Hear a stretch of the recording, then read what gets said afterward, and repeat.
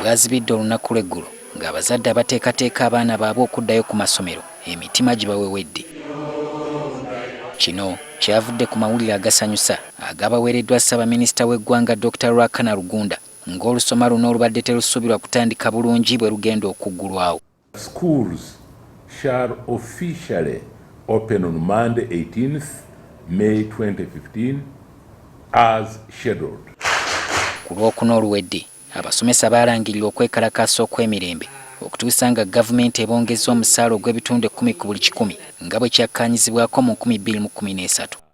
Kyokka Rugunda yabamazeemu amaanyi bwe yabategeezezza nga gavumenti bw'etalina yadde omunwe gw'ennusu.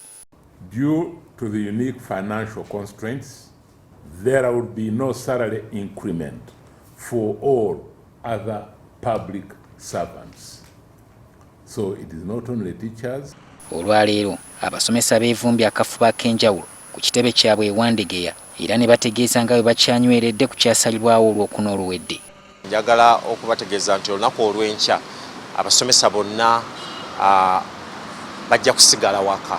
Bano bategeezezza nga gavumenti okutegeeza nti terina nsimbi bwe kiri ekyekwasa okubamma omusaala.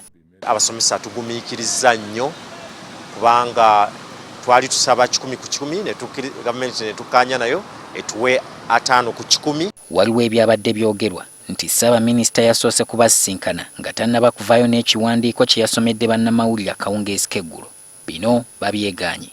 Kyemmanyi kiri nti olunaku olw'enkya tusuubirwa okusisinkana Prime Minister. Abasomesa abalala nabo bategeezezza nti baakugondera ekyabakama baabwe okutuusa nga gavumenti egondedde bye baagisaba. Lweriba ensonga nga ya musaala gw'abasomesa ekyo tekiba kikulu naye nga ffe tuwulira ababeera mu kibiina omugugu gwe twetisse nga munene nnyo. Ffe abasomesa we are professionals tugendera mu mitendera era bwe batuyita okuteesa tujja kuteesa paka tunavaamu na solution.